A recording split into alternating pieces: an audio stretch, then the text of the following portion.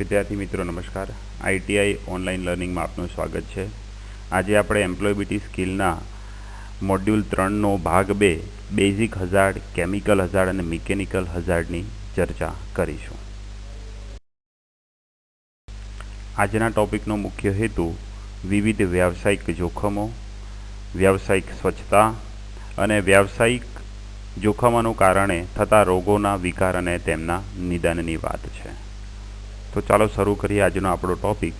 વિદ્યાર્થી મિત્રો, કોઈ પણ માણસ નોકરી કરે છે તો તેના પાછળનો એનો મુખ્ય આશય આર્થિક લાભ અથવા બીજા કોઈ અન્ય લાભ હોય છે, પરંતુ સામાન્ય રીતે દરેક કાર્યસ્થળ જોખમવાળું રહેલું હોય છે અને એ પણ જોખમો અલગ અલગ પ્રકારના હોય છે, જે કામ પરના લોકોના આરોગ્ય અને સલામતી માટે હંમેશા જોખમ ઊભું કરે છે।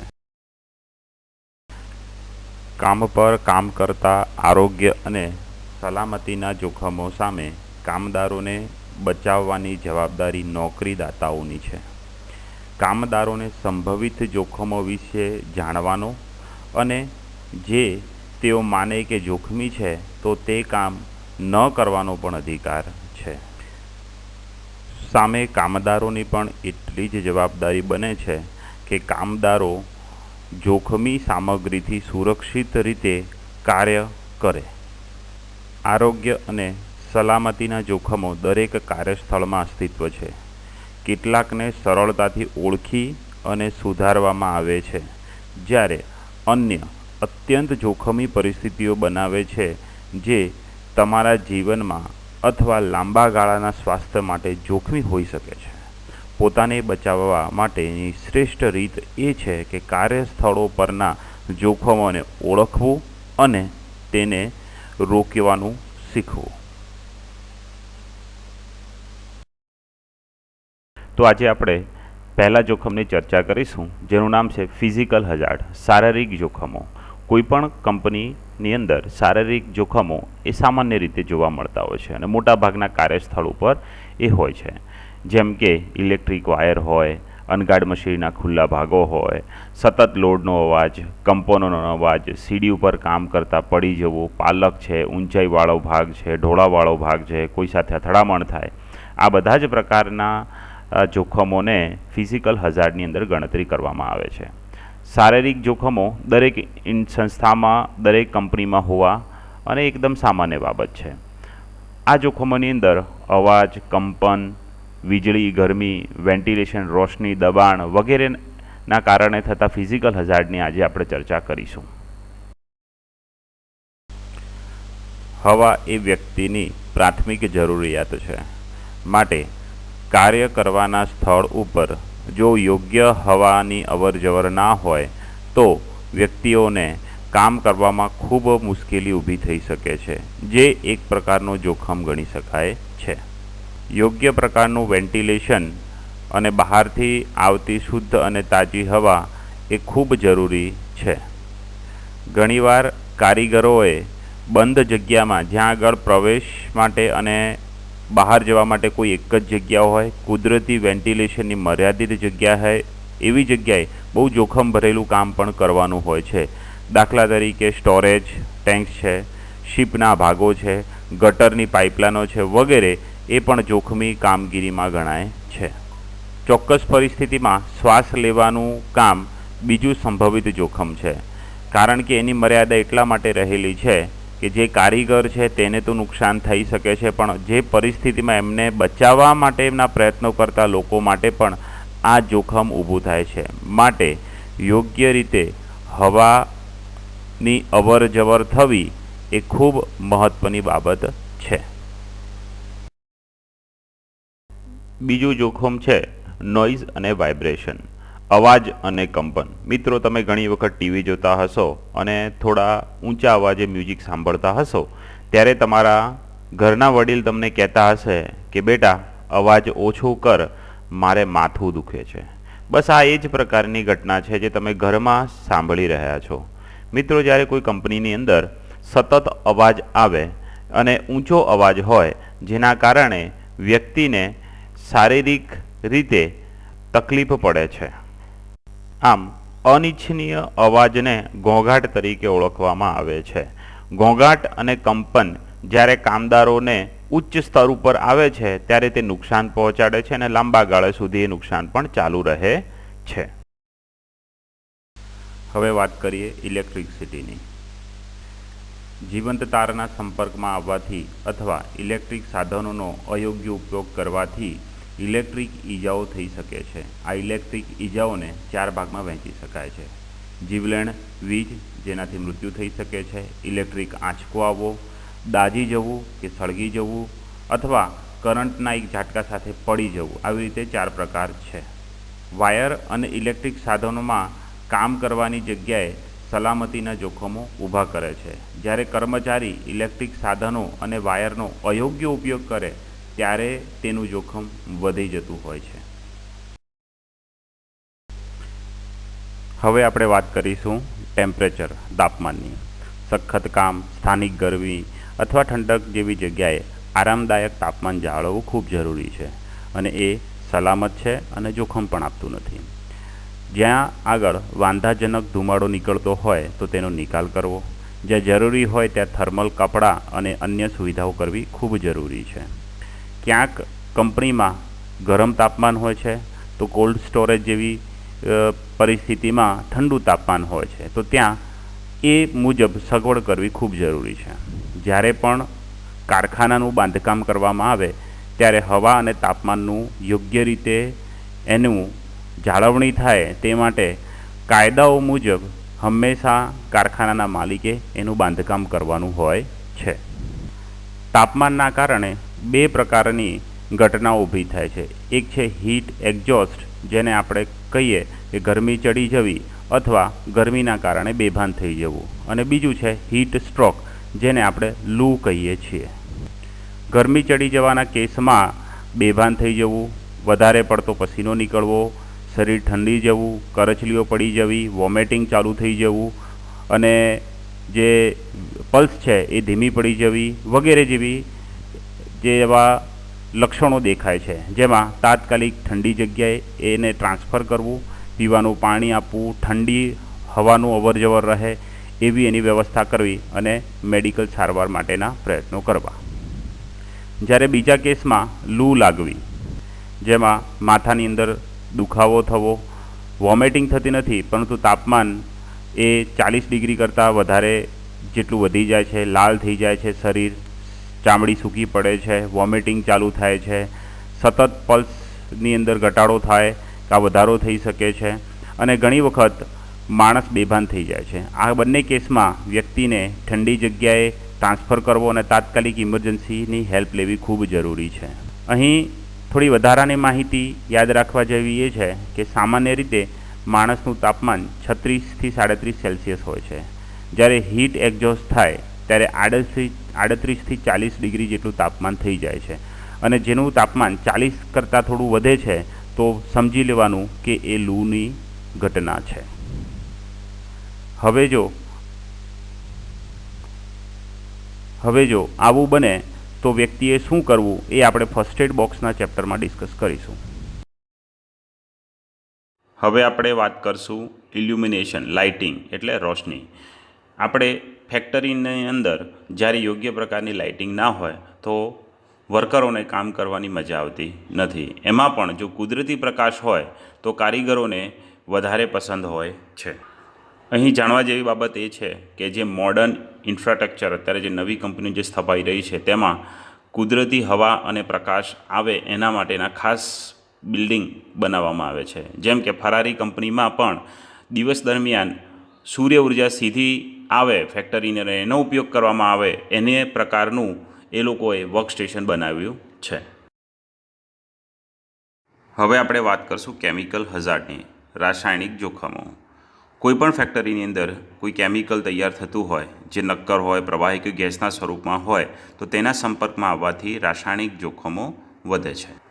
જેના ઉદાહરણ તરીકે જોઈએ તો સાફ સફાઈ ઉત્પાદકો, એના દ્રાવણો, વરાળ, ધૂમ્રપાન, કાર્બન ડાયોક્સાઇડ, કાર્બન મોનોક્સાઇડ, અન્ય વાયુઓ, ગેસોલિન અથવા અન્ય જ્વલંત સામગ્રી જે કેમિકલ જોખમો એ ચિંતાનું મુખ્ય કારણ છે. ઘણા રસાયણો એમના સામાન્ય નામ નહીં પણ બ્રાન્ડથી પણ વેચાય છે. રસાયણો માનવ શરીર પર જૈવિક અસરો ધરાવે છે જે પચવામાં, શ્વાસ લેવામાં અથવા રસાયણના સીધા સંપર્કમાં આવે તો જેના કારણે ઈજા થઈ શકે છે, જેનું તાજું ઉદાહરણ અત્યારે વિજય ખાતે જે ગેસ ફેલાયો હતો એલજી કંપનીનો એ છે. રાસાયણિક છંટકાવ, એક્સપોઝર, ઇન્હેલેશન સાથે સંકળાયેલા અકસ્માતો જેમ કે બળતરા, અંધત્વ, ફોલ્લીઓ, અન્ય બીમારીઓ તરફ દોરી જાય છે. મોટે ભાગે મોં વડે લેવામાં આવે ત્યારે તેનાથી તીવ્ર ઝેર ઉત્પન્ન થાય છે, જેનું ઉદાહરણ કોઈ દવા પી જાય તો એ તાત્કાલિક એનું મૃત્યુ થાય છે. આંખથી ત્વચામાં બળતરા, શ્વસન સંબંધી ઈજાઓ, લોહી, ચેતા, હાડકાં, કિડની, સજીવ વગેરે પર રસાયણોની લાંબા ગાળાની અસર દેખાતી હોય છે અને એ અસરો ગંભીર વિકારો તરફ પણ દોરી જાય છે. કેમિકલ કંપનીમાં કાં તો કેમિકલ સાથે સંબંધિત કોઈ પણ કાર્ય હોય ત્યાં આગળ એક જ સાવચેતીનો એક જ રસ્તો છે કે કાળજીપૂર્વક કામ કરવું અને પ્રોટેક્ટિવ ટૂલનો ઉપયોગ કરવો. હવે આપણે વાત કરીશું કેમિકલ પોઈઝનિંગની, એટલે રાસાયણિક ઝેર.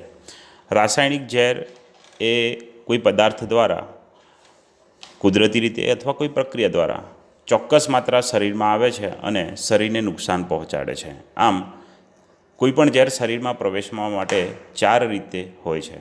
ગળી જવું, એટલે મોં અથવા પાચક ક્રિયા દ્વારા એને શરીરમાં ફેલાવવું. 2, શ્વસન વડે, શ્વસન તંત્રમાં ઝેરી ધુમાડો, વાયુઓ કે એનેસ્થેટિક દવાઓ આપણા શરીરમાં ઘૂસી જાય છે. ઇન્જેક્શન દ્વારા કોઈ જંતુ કરડવાથી કે કોઈ ત્વચાની કોઈ ઇન્જેક્શન દ્વારા એને શરીરમાં દાખલ થાય છે. અને 4, કોઈ ત્વચા દ્વારા જે આપણા શરીરની અંદર શોષણ વડે કે લોશન કે રાસાયણિક ક્રિયા દ્વારા આપણા શરીરમાં આવે છે. જેનું એક ઉદાહરણ તમે કોઈ બોડી સ્પ્રે ઉપર લખ્યું હશે, handle with care, stay away from children. એ એક પ્રકારનું કેમિકલ પોઈઝનિંગનું ઉદાહરણ છે. હવે આપણે વાત કરીશું બાયોલોજિકલ હઝાર્ડ, એટલે જૈવિક જોખમો. જૈવિક જોખમ એ લોકો, પ્રાણીઓ અથવા ચેપી છોડની સામગ્રી સાથે કામ કરવાથી આવે છે, જેનું સૌથી મોટું ઉદાહરણ અત્યારે હાલ જે આપણે ભોગવી રહ્યા છીએ, જે કોરોના વાયરસ કોવિડ-19.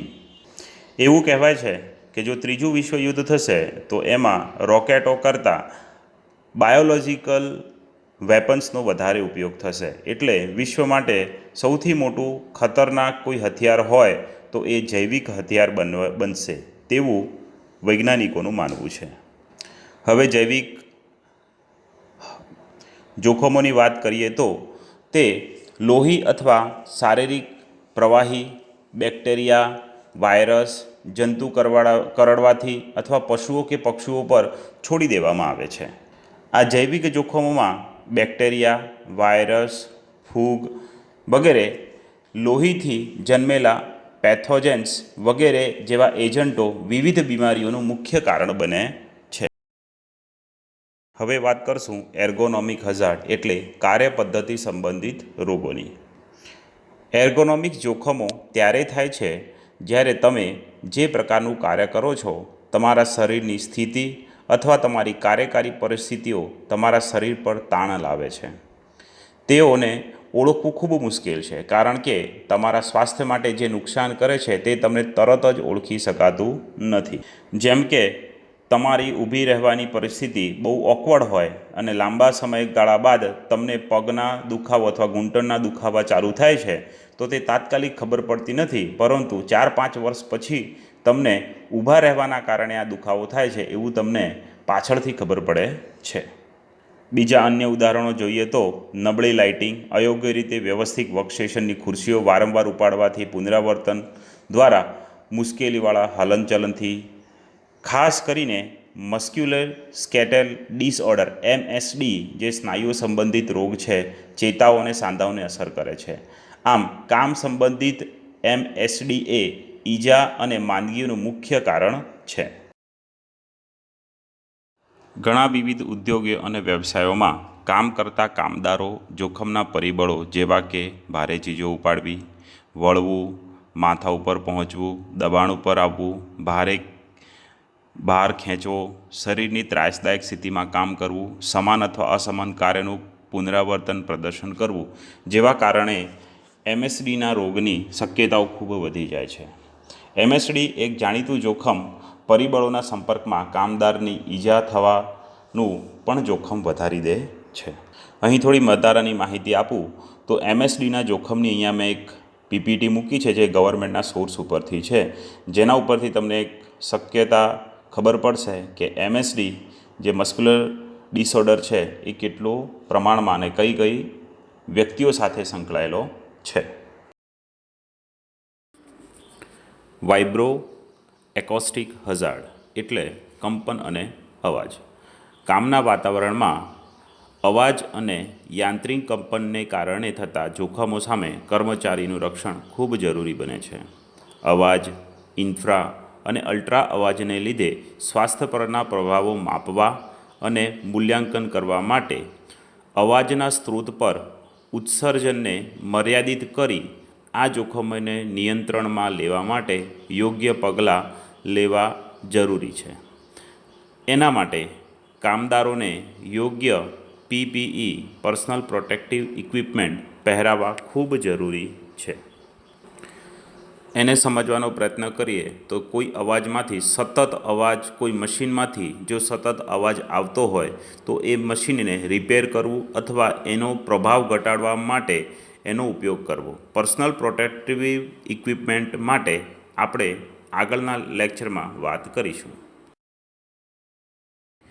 મિત્રો, ઘણીવાર તમે ઇયરફોનની અંદર અવાજ વધારતા હશો ત્યારે મોબાઈલમાં એક સૂચના મળે છે કે આનાથી અવાજ વધારે કરવો હોય તો તમારે પરમિશન લેવી પડે, કારણ કે એ મોબાઈલ કંપની દ્વારા અવાજની મર્યાદા ત્યાં સુધી પ્રાથમિક ધોરણે સીમિત કરેલી છે, કારણ કે એક માણસ માટે જેટલો અવાજ જરૂર છે તેટલો કંપનીએ સામાન્ય રીતે ત્યાં અંદર બાય ડિફોલ્ટ સેટ કરેલો હોય છે. એનાથી ઉપર અવાજ માટે તમારે અવાજ જાતે પરમિશન આપી અને વધારવો પડે છે. આવું કેમ કંપની કરતી હોય છે? કારણ કે મોબાઈલ કંપની પણ તમારા સેફટી વિશે વિચારી અને અવાજ નિયત રહે એના માટેનું એમને એક અંદર ઓપ્શન મૂકેલો છે. તો અવાજના અર્થમાં સમજીએ કે સામાન્ય રીતે અવાજને DB ડેસિબલમાં ગણવામાં આવે છે.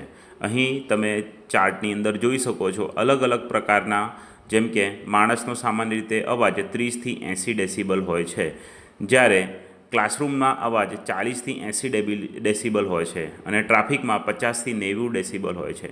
જેમ જેમ અવાજનો સ્તર વધતો જાય તેમ તેમ આપણને અવાજ પ્રત્યે અણગમો ઊભો થતો જાય છે. અહીં ગ્રીન, યલો અને રેડ આ પ્રકારના સિગ્નલો ઉપરથી તમે સમજી શકશો કે અવાજનું સ્તર કેટલા સુધી મર્યાદિત રાખવું જરૂરી છે. હવે વાત કરીએ મિકેનિકલ હઝાર્ડ એટલે યાંત્રિક જોખમો. ઉત્પાદન, ખાણકામ, બાંધકામ અને કૃષિ સહિતના ઉદ્યોગોમાં વિવિધ પ્રકારની મશીનોમાંથી આ યાંત્રિક જોખમ ઊભું થાય છે. તાલીમ અને અનુભવ વિના સંચાલિત હોય ત્યારે કામદારો માટે આ એક જોખમ ઊભું રહે છે. કાર્યરત મશીનો જોખમી વ્યવસાય હોઈ શકે છે, ખાસ કરીને મોટા ખતરનાક મશીનો. જ્યારે કર્મચારીઓ મશીનરી અથવા સાધનોનો યોગ્ય રીતે ઉપયોગ કેવી રીતે કરવો તે જાણતા નથી ત્યારે તેઓ તૂટેલા હાડકાં, કાપેલા અંગો, કચડી નાખેલી આંગળીઓ જેવી ઈજાનું જોખમ ઉઠાવે છે. અસંખ્ય મશીનોમાં ફરતો ભાગે તીક્ષ્ણ ધાર, ગરમ સપાટી અથવા અન્ય જોખમો પણ રહેલા છે.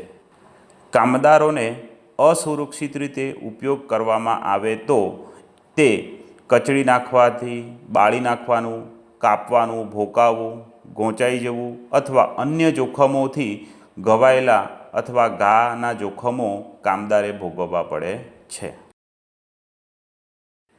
યાંત્રિક જોખમોમાં મશીનની જાળવણી માટે લોકઆઉટ અને ટેગઆઉટ પ્રક્રિયાઓ અને વાહનો માટેની રક્ષા ઓવર પ્રોટેક્શન સિસ્ટમ માટે વિવિધ સલામતીના ઉપાયો છે. મશીન કોણ વાપરશે, કઈ રીતે વાપરવું માટેની અલગ અલગ ટેગો લગાવેલી હોય છે. મશીનો પર ઘણીવાર કામદારના મૃત્યુ અને ઈજા માટે પરોક્ષ રીતે સામેલ હોય છે, જેમ કે અમુક કિસ્સાઓમાં કામદાર લપસી પડી જાય છે, સંભવતઃ તે તીક્ષ્ણ અથવા પોઇન્ટેડ ભાગ ઉપર પડે તો તેને નુકસાન થાય છે. સલામતી મશીનરી અકસ્માતોમાં ઘટાડો કરે છે અને મશીનનો ઉપયોગ કરનાર કર્મચારીને સુરક્ષિત રાખે છે. આમ હંમેશા કોઈ કર્મચારી અથવા કોઈ કામદાર કોઈ મશીન ઉપર કામ કરે એના પહેલાં કંપની તેને ટ્રેનિંગ આપે છે. તો ટ્રેનિંગ એ પણ આ એક સલામતીનો ભાગ છે. ટેગો કેવા પ્રકારની હોય, કયા મશીને કોણ ઓપરેટ કરશે, બધું જ સિસ્ટમેટિક હોય છે. ઇલેક્ટ્રિક હઝાર્ડ એટલે વિદ્યુત જોખમો, જે મુખ્યત્વે અયોગ્ય ગ્રાઉન્ડિંગ, ક્ષતિગ્રસ્ત ઇન્સ્યુલેન્સ, ખુલ્લા ઇલેક્ટ્રિકલ ભાગો, ઓવરલોડ સર્કિટ, ભીની કે ભીંજાયેલી સ્થિતિઓ, ક્ષતિગ્રસ્ત સાધનો હોય, હેડ પાવર લાઇનો વગેરેના કારણે વીજકરણ સૌથી મોટું એક જોખમ ઊભું કરે છે. થર્મલ હઝાર્ડ એટલે ગરમી અને ઠંડી સહિતના થર્મલ તણાવને કારણે થાય છે. જ્યારે સ્થિતિ સાંભળવા માટે શરીર માટે તાપમાન ખૂબ અત્યંત બને છે અને તેવી સ્થિતિ ઊભી થાય છે. હાઇપરથર્મિયા નામનો સંભવિત જીવલેણ સ્થિતિને કારણે ઠંડા તણાવને કારણે શરીરનું તાપમાન ઘટે છે. બોઇલર, ભઠ્ઠી, ફાઉન્ડ્રી કાસ્ટિંગ, હીટ ટ્રીટમેન્ટ પ્રક્રિયાને પસંદ કરતા કામદારોને થર્મલ જોખમોનો ભોગ બને છે. ફોલ એટલે પડી જવું. આ એક સર્વસામાન્ય ઘટના છે જે કંપનીઓમાં જોવા મળતી હોય છે, જે વ્યવસાયિક ઈજાઓ અને જાનહાનિનું સામાન્ય કારણ છે. ખાસ કરીને બાંધકામ, પરિવહન, આરોગ્ય સંભાળ, મકાનની સાફસફાઈ, જાળવણી વગેરેમાં લપસી પડવું, પડી જવું કે અથડાવું એ કાર્યસ્થળની ઈજાઓ અને જાનહાનિનું મુખ્ય કારણ બની રહે છે. લપસણીવાળી સપાટી હોય, પગથિયા હોય પણ એને પકડવા માટેની વ્યવસ્થા ના હોય તો લપસી પડવું, કોઈ પગમાં આવી જઈ અને ટ્રિપિંગ થવું, નોકરી પર કામ કરતી વખતે એની સંભાવના વધી જાય છે અને કાર્યસ્થળ પર જોખમ પણ વધારે છે.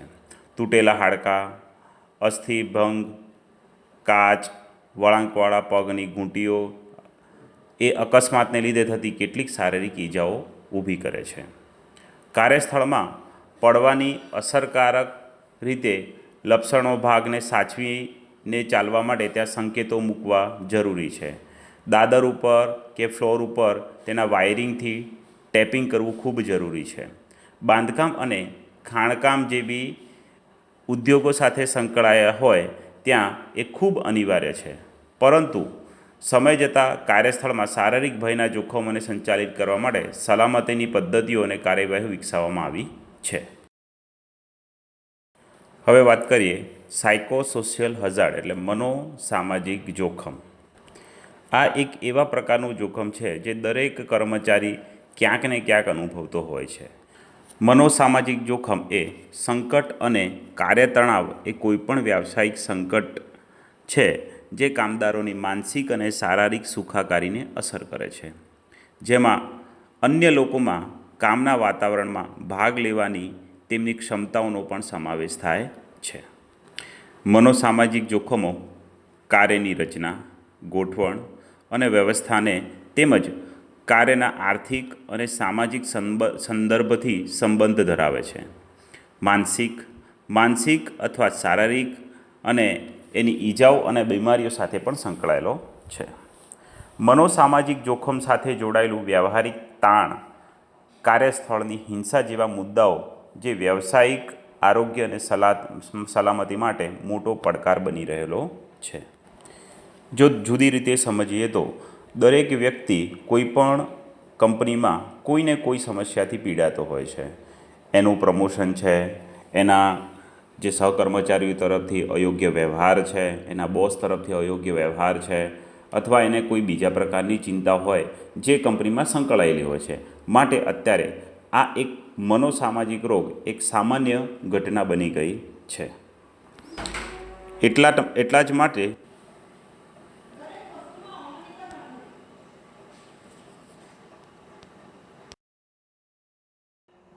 વર્કપ્લેસ ઇન્સ્પેક્શન કાર્યસ્થળનું નિરીક્ષણ એ જોખમોને અટકાવે છે.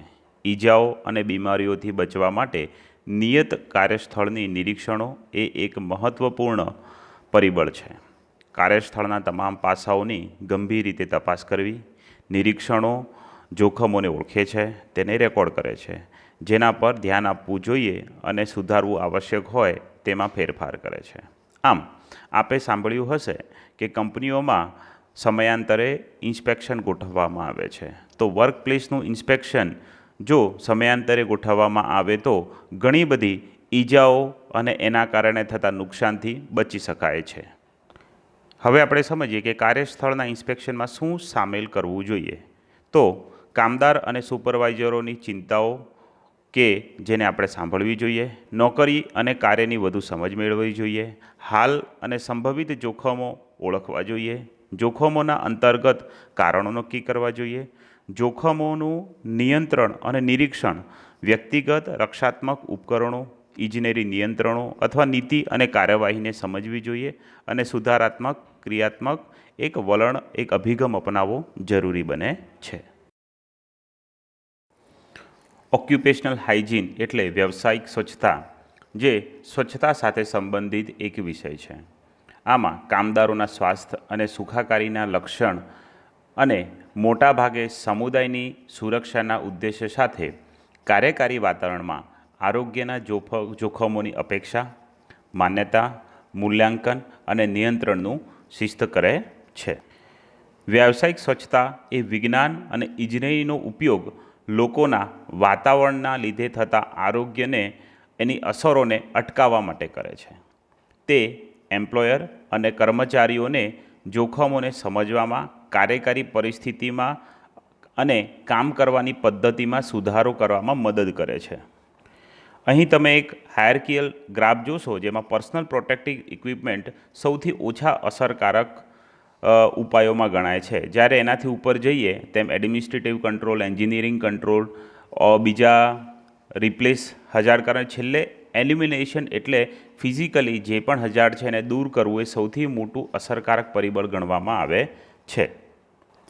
તો એનો અર્થ એ થાય કે આપણે જ્યાં કામ કરીએ છીએ તે જગ્યા સ્વચ્છ અને સુરક્ષિત રાખવી એ આપણો અભિગમ, એ જ આપણા માટે સૌથી વધારે અસરકારક ટૂલ છે. Occupational disorder and its prevention, વ્યાવસાયિક રોગ, વિકાર અને નિવારણ. વ્યાવસાયિક રોગ રોજગારની પરિસ્થિતિઓ અથવા વાતાવરણના લીધે થતી બીમારી છે. કેટલાક કિસ્સાઓમાં લક્ષણો ઘણા વર્ષો સુધી સ્પષ્ટ થઈ શકતા નથી અને તેથી કાર્ય અને રોગ વચ્ચેના સંબંધોને અવગણના કરવામાં આવે છે. વ્યાવસાયિક રોગના પર્યાવરણીય કારણોમાં અત્યંત તાપમાનથી હીટસ્ટ્રોક, હવાના દૂષણો, ધૂળ, ગેસ કે ધુમાડાથી શ્વસન માર્ગ, ત્વચા અને સ્નાયુઓ અને સાંધાના રોગો બને છે. વાતાવરણીય દબાણમાં પરિવર્તન અને વિઘટનથી માંદગીનું કારણ બને છે. વધુ પડતો અવાજ એ શ્રવણ શક્તિમાં ઘટાડો કરે છે. ઇન્ફ્રારેડ અને અલ્ટ્રાવાયોલેટ કિરણોત્સર્ગીય પદાર્થના સંપર્કમાં આવવાથી અથવા પરમાણુ શક્તિના ઉત્પાદન માટે જરૂરી એક્સ-રે, રેડિયમ વગેરે સામગ્રીનો વ્યાપક ઉપયોગ કરવાથી કિરણોત્સર્ગી માંદગીના જોખમો માટે હાલ ખૂબ ચર્ચા ચાલી રહી છે, જેના માટે વિશ્વ જાગૃતિ લાવવી જરૂરી છે. આમ સમજીએ તો સાવધાની રાખવી એ જરૂરી છે. તેથી સાધનોની કાળજીપૂર્વક તપાસ અને તમામ કર્મચારીઓની યોગ્ય રીતે સુરક્ષા કરવી એ ફરજિયાત બની રહે છે. એવા ઉદ્યોગો છે જેમાં ધાતુની ધૂળ, રાસાયણિક પદાર્થો અને ચેપી પદાર્થોના અસામાન્ય સંપર્કથી વ્યવસાયિક જોખમો વધી જાય છે. ધૂળ અને ફાઇબર પ્રેરિત વિકારોમાં સૌથી સામાન્ય સિલિકા, બેરિલિયમ, બોક્સાઇટ અને આયર્ન ઓરથી થતા ફેફસાના રોગો છે. જે ખાણમાં કામ કરનારા, ગ્રેનાઇટમાં કામદારો અને અન્ય ઘણા લોકો ન્યુમોકોનિયાસિસનું કારણ બને છે, જે એક પ્રકારનું કેન્સર છે. મેસોથેલિયામાં ફ્યુમ્સ, ધૂમ્રપાન અને ઝેરી પ્રવાહી જેથી ઘણા બધા રસાયણોના વ્યાવસાયિક જોખમો વધારે છે. Carbon monoxide, carbon tetrachloride, chlorine, creosote, cyanides, dinitrobenzene, બુધ, લીડ, ફોસ્ફર, નાઇટ્રસ ક્લોરાઇડ જેવા કેટલાક પદાર્થો છે જે ત્વચા, શ્વસન માર્ગ અથવા પાચનની ક્રિયાઓમાં ગંભીર અને જીવલેણ બીમારી પેદા કરે છે. આમ વ્યાવસાયિક જોખમો પણ ચેપી સ્ત્રોતો દ્વારા રજૂ કરવામાં આવે છે, જે લોકો જીવંત અથવા મૃત અવસ્થામાં ચેપગ્રસ્ત પ્રાણીઓની સંપર્કમાં આવવાથી થાય છે. એન્થ્રેક્સ જેવા રોગ પણ ખૂબ જોખમ ભરેલા છે. ક્ષય, ટીબી પણ એમના માટે ખૂબ જોખમ કારણ બની રહે છે. છેલ્લે આપણા માટે એ જ સમજવું બહુ જરૂરી છે, સેફટી વિશે વિચારવું, કામ કરતી વખતે સેફટી રાખવી, અને આપણે જેટલા સેફ હશું એટલું જ આપણે ધંધા કે વ્યવસાયમાં આપણે આગળ વધી શકીશું. આપનો ખૂબ ખૂબ આભાર.